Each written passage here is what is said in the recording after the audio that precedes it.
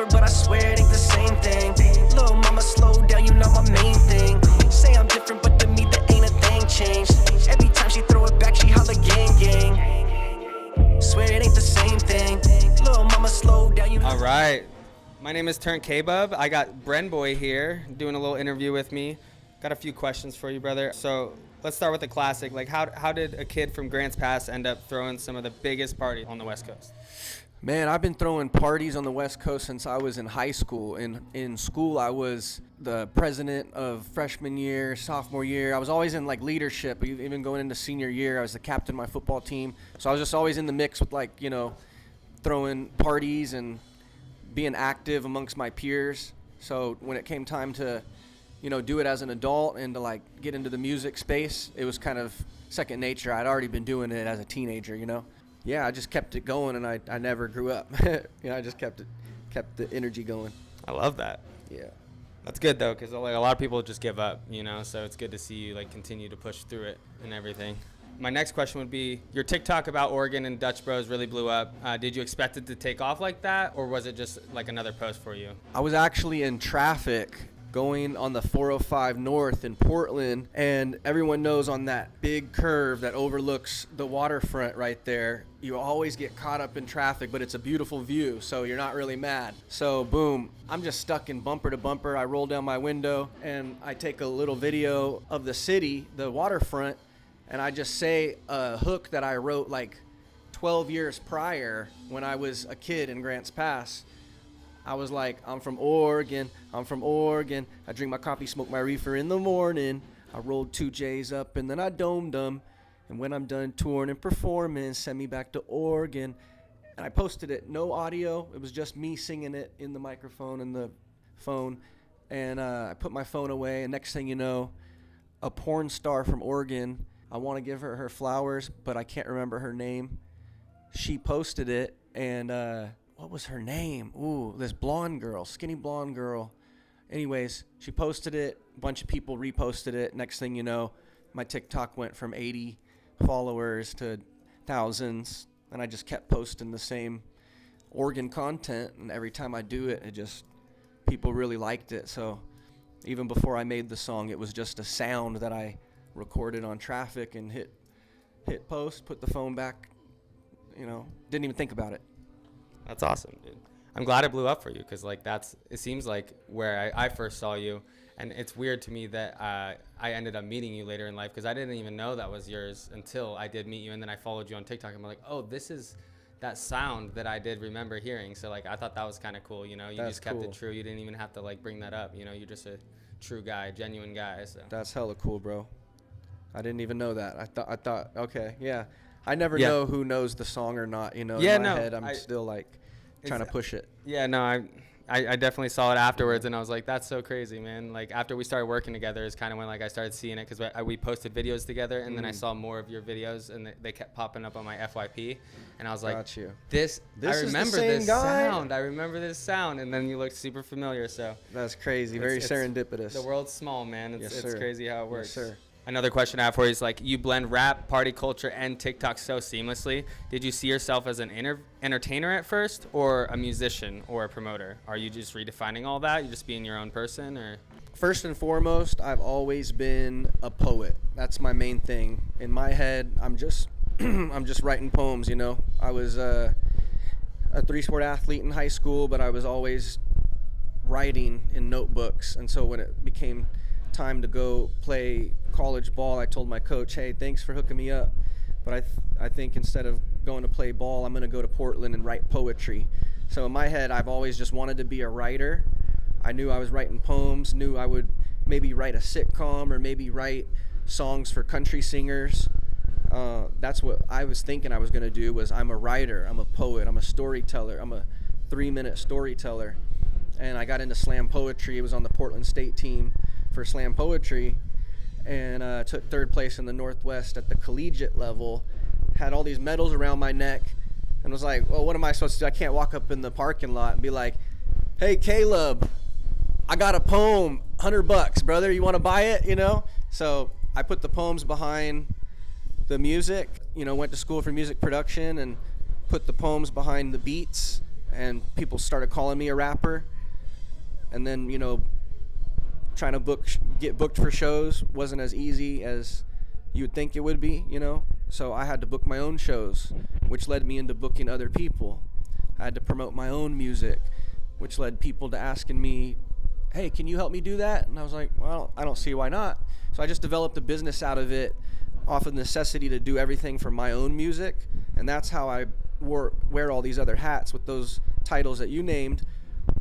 Was like those just fell into my lap. But first and foremost, I'm a writer. I'm a writer, a poet, and a bar spitter. Everything, people can judge me on anything else and give me B minuses in categories or A pluses, it doesn't matter. But if you judge me based on my ability to put the pen to the pad, that's what I really care about. I love that, man. That's true artist right there, you know, just even if you're a musician or just a poet, you know, that's true artistry. I love hearing that. Thank you. So my next question would be, the basement parties have become legendary, basically. So, like, what inspired the concept and what makes different for every other party on the West Coast? Wayne's World, party time, excellent.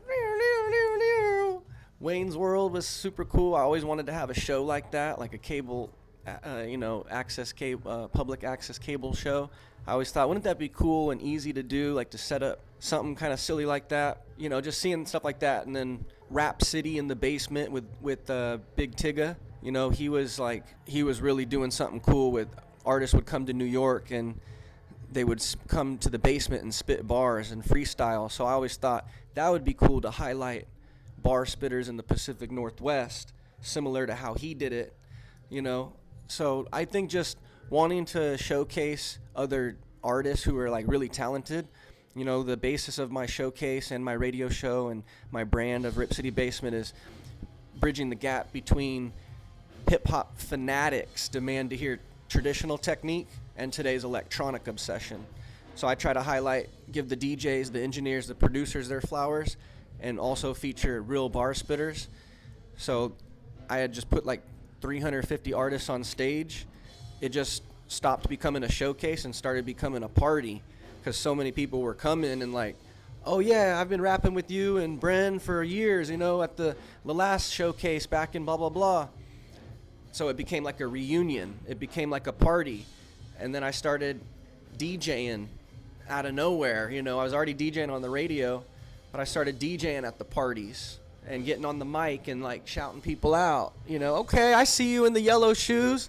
Hey, if your shoe game is stupid wicked right now, I need to see it on the dance floor. You know, just saying things like that.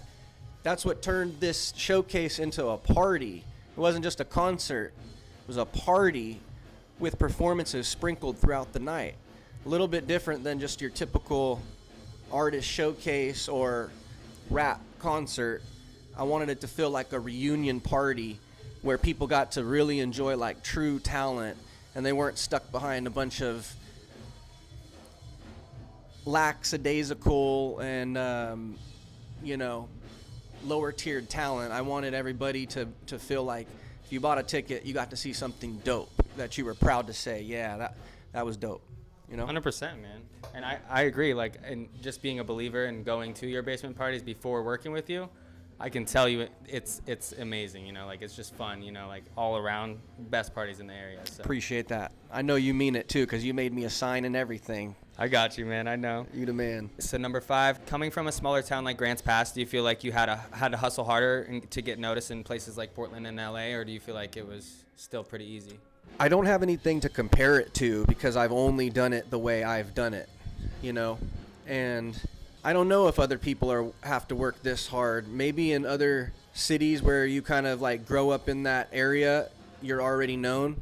But I could say the same thing for Southern Oregon. You know, like I mentioned earlier, I grew up kind of already popular amongst my peers because of sports and throwing parties and dances in Southern Oregon. So I moved away to Portland, and when I started coming back and rapping, sold out shows, sold out parties, because I had already built that built-in audience.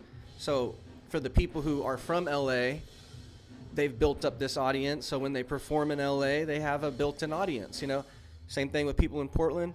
Me being in GP, I'm very blessed to say I have a built-in audience just because people down here really support me first and foremost. Love that. But I think we support other homegrown talent, businesses, people that kind of are self-made and got it from the dirt here. There's not a lot of people that you can look on TV and be like, yo, that's from my hometown, Grants Pass. So when we see it, we're like, oh, look at Anthony Spain scoring touchdowns. He's from my town, you know? Or, oh, look at this actor on this sitcom. He's from Grants Pass. Oh, there go Brenboy. He's from my town. It's exciting, right? So I'm blessed to have that here. Going to other cities, of course they're not going to know me because I didn't grow up in that city. I grew up in this one. So it would be the same as if someone was trying to build a name for themselves in my town where no one knows them, you know. So I really have nothing to compare it to, you know. Just I take it serious, you know, as far as the business goes, and try to do the best I can with it and just keep having fun with the actual verb, you know, rapping. Not so much the noun, rapper, but as long as I work hard at getting the verb, what I do, my craft, keep putting music out, keep throwing shows, be very consistent, then I feel like you can really grow anywhere if you take that mentality. It doesn't matter if you come from a small town. If you have that mentality of, I'm going to do this because I want it, then you have, you know, Mamba mentality type of thing. You're gonna succeed no matter how small of a town you come from. Might 100%. even be an advantage because you got a chip on your shoulder, you know. So Yeah, you're like the underdog, but you're still kicking butt, you know. I think, yeah. I think I don't know. The one thing I think we've talked about it a little bit before, but the one thing that set you apart from any other promoter or anybody else I ever met that did events like this is that you were very professional. You kept it very straightforward. You pretty much laid it out for me the second I got here. You're very professional in that way, and like you said, that's something that makes you stand out. You know, that's really good. Appreciate that. Respect. So my next question would be, you've got fans showing up from all over. How do you keep the vibe consistent while taking your events on the road? Kind of similar to what we were just asked, but how do you, when going on the road, make it consistent to the same vibe here? It's b-boy style. I love that. Keep it real. It's that's the energy, you know. I tap into that no matter what city or what type of an event I'm doing. I've been dressing like this, Nikes, big shorts that I can skate in, do kick flips in, you know, just plain shirts and a little bit of, you know, just I've been kind of like have the same style as far as what I'm doing. I never really switched up. Even though I've grown with different styles of music, I've always kept what I said to you earlier of I care about the bars and the overall storytelling. So I never really derived from that, and that's what keeps it consistent is I had a vision from the jump and the genesis of me doing music, and I stuck to it. So many people say, oh, we should stop doing this and go do NFTs, or oh, we should stop doing this and just create TikTok reels, or hey, have you heard about threads? Stop what you're doing and just post threads. Maybe there's money there. Hey, do you have socks? You should make some socks and put your logo on it. These are all great ideas, but just keep your store open. Your original store was music. This is the things that I tell myself, you know, and some of the artists I work with Rip City Basement. It's kind of my philosophy, I would say, is keep the store open that you originally wanted to open, and don't forget about that, you know. How do I keep it consistent? B-boy style. I just keep doing me in all situations. Even though I'm wearing different hats, I still got my B-boy style. Yeah, you keep it real. That's good. Energy. My next question would be, has the fame from TikTok changed you in any way when you move into real life, or are you still that same dude? But you kind of already answered that, so I'm kind of just going to skip over that one because it seems like you stay true to yourself and everything like that. The one part about that question, though, that almost made me laugh a little bit is the fame part, because I still don't see it as, even though I have some, you know, viral content, and maybe in a hometown, you know, everyone's famous in a hometown, in a small town where you're doing something cool. But I still don't see it as like fame. I always keep this like disciple mentality, the learning boy. I'm still learning, still working, I'm still climbing. I'm not where I want to be yet, and when I get to where I want to be, then I'll still not be, you know, I want to just keep always improving and leveling up with what I'm doing. So it's like the thinking that trying to sip my Kool-Aid too soon and thinking that I've achieved some level of fame, not my style. But when I do reach it, it'll still not be my style. I'll still think there's something else. Yeah. I still will think I need to go be a dad and try what you're doing, you know. I'll be like, all right, this is cool, man, but I haven't achieved doing this yet. I need to tap into what Caleb's doing, you know. There's always going to be something. So, I don't know. The fame part is the part that stood out to me that I'll tell you that. Definitely. Yeah.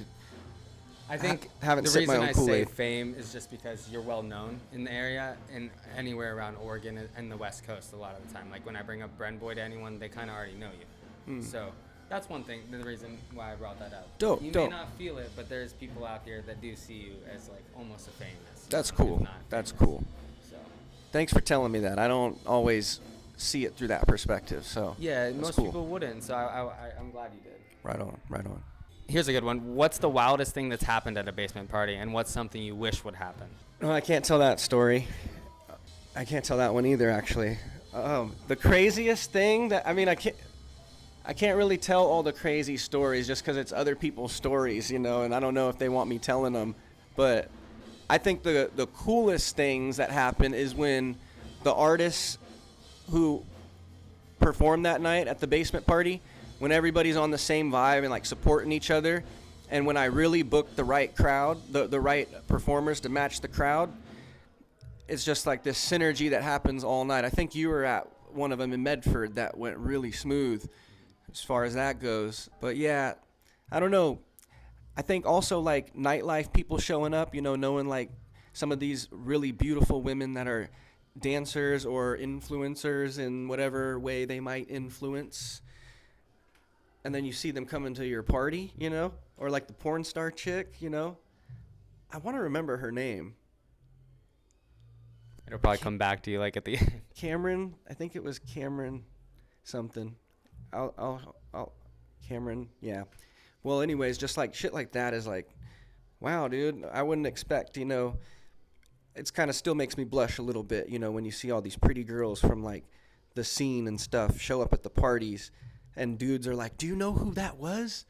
That's so-and-so's sister. That's, you know what I'm saying? I'll be like, I didn't even know, but that's cool. They showed up, you know?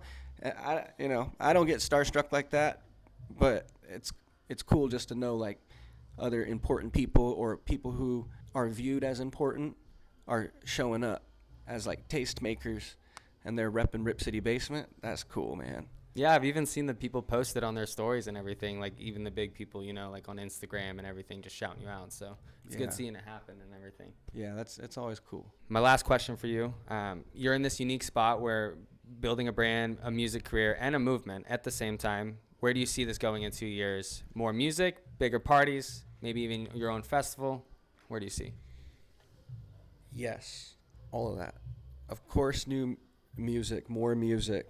I feel like I haven't dropped enough music. I got like 66, 67 songs out there now, and I feel like I'm mad that it's not 100. So I'm definitely wanting to release everything that I have saved up. Any producers or engineers that have my music on your hard drive or on your desktop right now, we need to put this out. Come on, call me, bling my line.